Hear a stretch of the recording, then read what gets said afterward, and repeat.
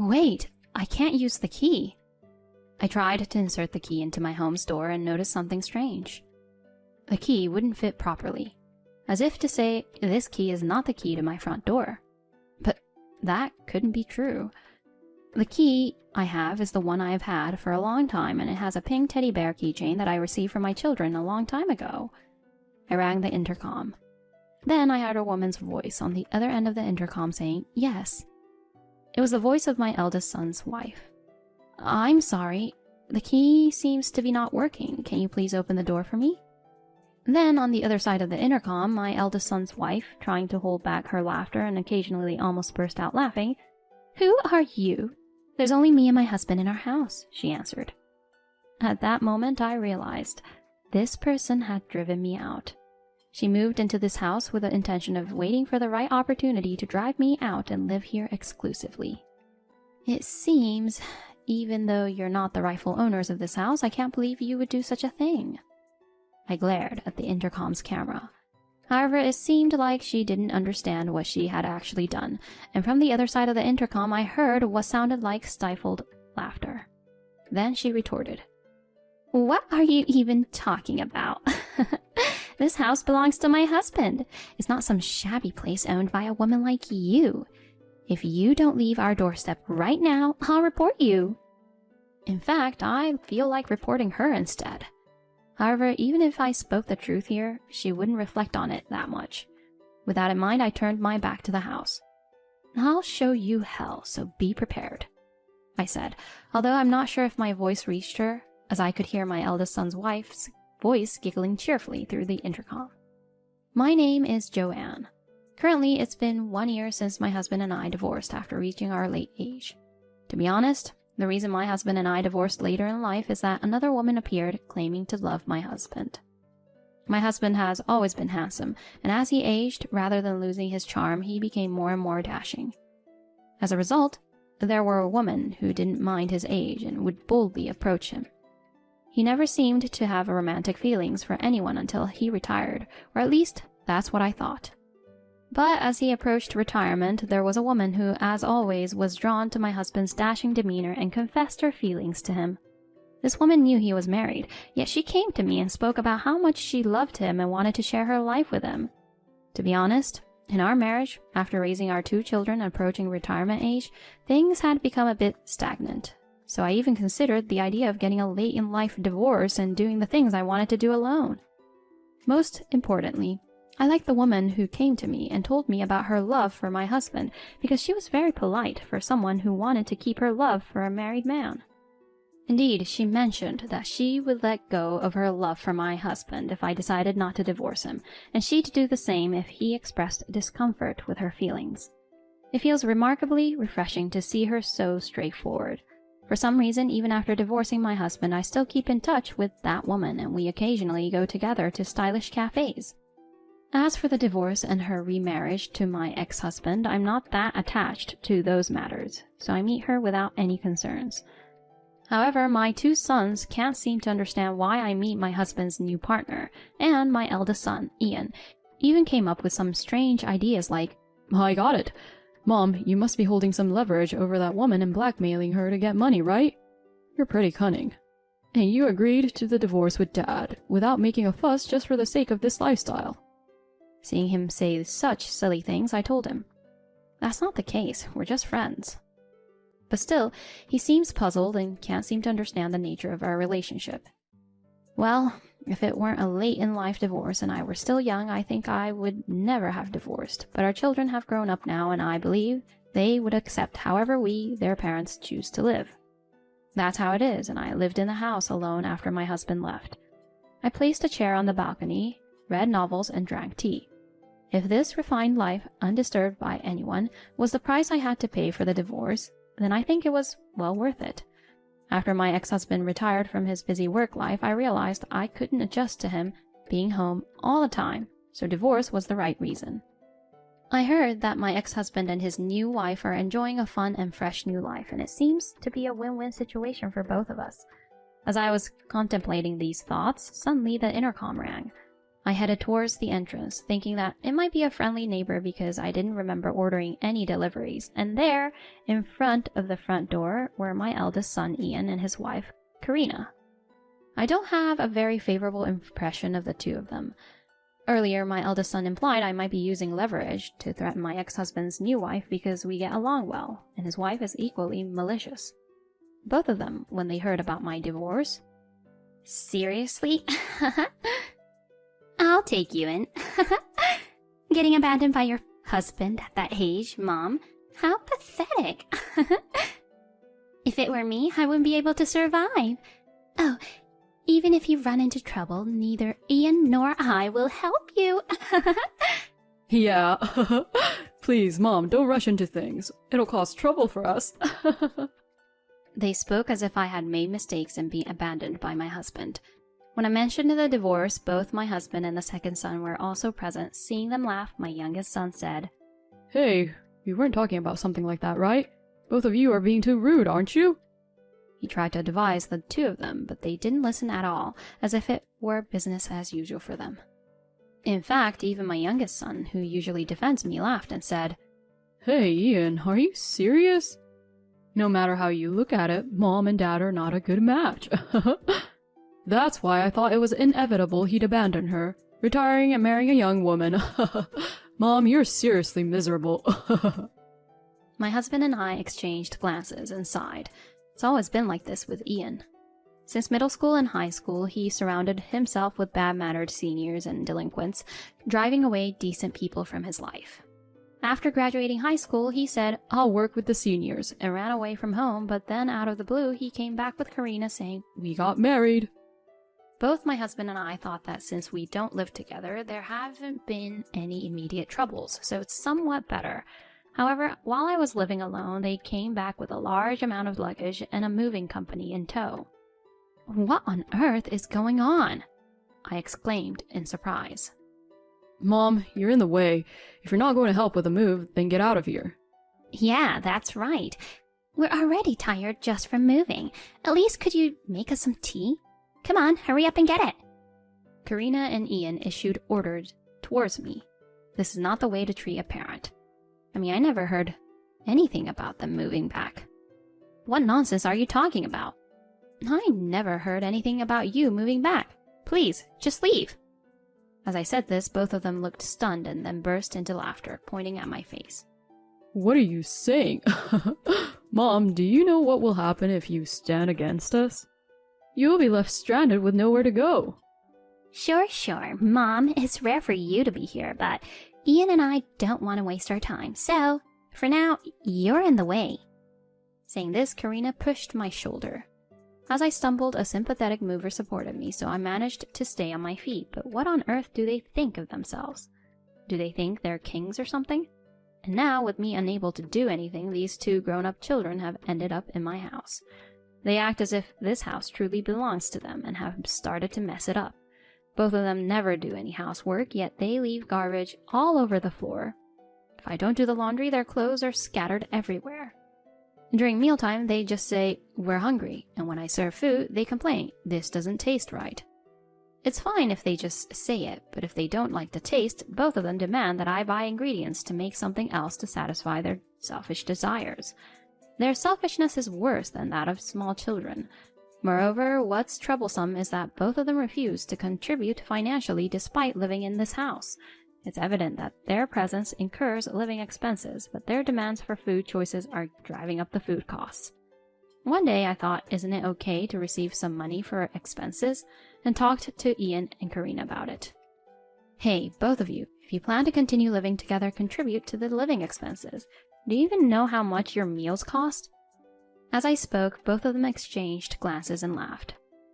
We're allowing you to stay here, so it's fine, isn't it? If you don't want to be kicked out, then keep quiet. I couldn't understand what the people in front of me were saying. After that, I repeatedly tried to talk to them, but gradually they responded less, and I ended up being ignored by them. It started with small issues, and now, after a year has passed, I hardly get any response from them. Wow, so, Joanne, have you really forgiven your eldest son and his wife after a whole year? The surprised voice came from my husband's new wife, Mary, who is now my friend despite the age gap. I wouldn't say forgive, more like, at this age, it's bothersome to confront them. Maybe ignoring is the right term. No, it's not right. Joanne, you said you're relieved to be free from taking care of them. If living alone brings you joy, then stick to it. Saying that, Mary held my hand. I actually know someone skilled enough to take care of such people. Let's come up with a plan together. Mary's intense concern for me ignited a fierce determination within me, so despite feeling embarrassed, I devised a plan to drive the two of them out. While I was busy devising that plan, I had no idea what was happening at my home. When I returned, I found myself stranded at the front door. Huh? The key won't work. I noticed a sense of unease as I tried to insert the key into my own door. The key wouldn't fit properly. While wondering what was going on, I rang the intercom. Then I heard a woman's voice saying yes from the other side of the intercom. It was Karina's voice. It seems like Karina is at home today, even though she usually goes out around lunchtime. I'm sorry, Karina. It seems like the key isn't working. Could you open it for me? And then on the other side of the intercom, my eldest son's wife, trying to hold back her laughter and occasionally almost bursting out laughing. Who are you? There's only me and my husband in our house. It was at this point that I realized. Before I could drive them out, it was Karina and Ian who had already ousted me. I see. You're not even the owner of this house. How dare they do something like this? What are you talking about? This house belongs to my husband. This isn't a place for a dirty old woman like you. If you stay here any longer, I'll report you. To threaten to report me is really something. I immediately turned away from the house and called Mary. Mary, it's an emergency. I was forced out first. They changed the locks while I was away. As I briefly explained what happened, Mary on the other end of the phone was even angrier than I was. What is wrong with those people? No matter how nice you are, there are certain things you should and shouldn't do. I've had enough. I'll take them on thoroughly. For now, find a place to stay. Come to my place. Let's discuss the details here. Then my ex-husband, who was asked by Mary to come and pick me up, arrived promptly, and together we headed to the house where Mary was waiting. Even my ex-husband, while in the car, was astonished after hearing about the outrageous behavior of our eldest son and his wife over the past year. Seriously, how on earth did they end up like that? I never imagined they would consider that house as their own. It's neither your fault nor mine. Though it's true we couldn't change Ian's personality. That child is already an adult. He needs to take care of himself. It's his fault for never learning. Yeah, this time let's make sure he understands. Don't worry. Regarding the person known by Mary, I also have some information. There's a place where they can straighten out Ian and his wife. I hadn't heard much about Mary's acquaintance, so I decided to ask and get more details about it when we reached home. It seems that the acquaintance Mary mentioned is in a company that completely reformed her brother, who used to be quite rebellious and uncontrollable, turning him into a responsible and serious person. It's quite a Spartan-style company, but it seems to improve bad behaviors. Oh, such a company exists? But are they entrusting Ian and Karina to that company? Since both of them work in other companies, are they considering a job change? When I asked, he seemed surprised and shared some information with me. To me, it was completely new and quite surprising. At the same time, I realized that we really need to take action against Karina and Ian. Later, I received several missed calls and messages from both Karina and Ian, who are trying to reach me while I'm living in a hotel. However, I didn't answer those calls. Turning off my smartphone, I headed to the house where Mary and my ex-husband were waiting. Both of them welcomed me, and when I mentioned that Karina and Ian had called but I didn't answer, they both nodded in agreement. I can imagine Karina and Ian must be in a tough situation right now, because the house they thought they could continue to live in normally has been sold. They have to move out. Moreover, it seems that the people from the company they are going to rely on in the future are the ones who bought that house. There are many strong people in that company, including my brother, so I've been keeping an eye on them from a distance. They were told to get out of this house. Ian and Karina both seemed to be shaking and falling on their butts. Mary told me this with a laugh. If only I could have watched the scene from afar, but I didn't know what they would say if I confronted them directly. It wouldn't hurt to be cautious. Then the intercom rang. Mary, after checking the monitor, said, "Ah, the two of them have arrived. Stay in the living room, Joanne. I won't let them know about you, no matter what." Saying that, Mary led my ex-husband to the front door. As soon as the entrance opened, Ian started speaking. "Dad, listen to me. Mom is being unreasonable." He started to speak, and as I wondered what kind of terrible things he would say about me to my ex-husband, She sold off the house that was supposed to belong to me, and she took all the furniture with her. That house was where Dad allowed Mom to live as compensation for your affair. You reluctantly let Mom live there, right? Selling it without permission is unthinkable, he said. Even though my husband and I had a proper conversation when we divorced, it seems Ian still insists that our divorce and his father's remarriage were due to an affair. I understand that my relationship with my ex-husband and Mary is complex, but since they get along well, I'm not bothered by it. I never imagined that my own son would think that my ex-husband cheated. My ex-husband also said, "Huh? What are you talking about? Joanne and I had an amicable divorce. Even now, Mary and Joanne get along well. I never paid any alimony, and when Joanne and I divorced, we just divided our assets." My ex-husband said that, but it seems Ian couldn't believe even his own father's words. "That's a lie. There's no way Mom would get the house through asset division. She has money, so it's strange for her to have a house too. Truth is, the house belongs to you, Dad, but Mom must have threatened you or something. For what else could it be? If you didn't want the affair exposed to others, you must be handing over money to Mom monthly silently. Are you handing money over to Mom because she's threatening you?" Ian seems to have quite an overactive imagination, doesn't he? Then it seems that Karina, who came along with Ian, also said, "That's right. It's ridiculous to think that a woman abandoned by such a husband would have both money and a house." My, oh my, they really can be so disrespectful to others. And to think they've been living in my house for a whole year without paying a single cent. Please, stop it. Both have it all wrong.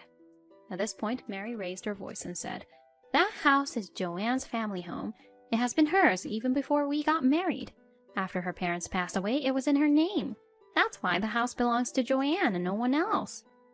"Is that house really Mom's family home?" Ian was extremely surprised. We should have talked about it many times since he was little, but it seems he completely forgot. Well, if he remembered, he wouldn't have said something embarrassing like, "This house is mine," right? "So, did you mess up at your previous workplace and got fired? And on top of that, you couldn't pay the rent, so you relied on Mom, right? Yet you show no gratitude. Don't pay the rent and just loaf around. I mean, you don't have money to pay the rent, but you have money to change the locks without the owner's permission?" Upon hearing these words from her ex-husband, Karina let out a pitiful scream. I couldn't help but hold back my laughter. However, Mary continued to corner the frightened couple even further. "That house was already sold by Joanne, so you have no home to return to. You're not allowed to enter my house either. I won't tolerate being treated like a servant by you." There's no way we'd do that." Their voices sounded so pitiful. But neither my ex-husband nor Mary showed any sign of backing down.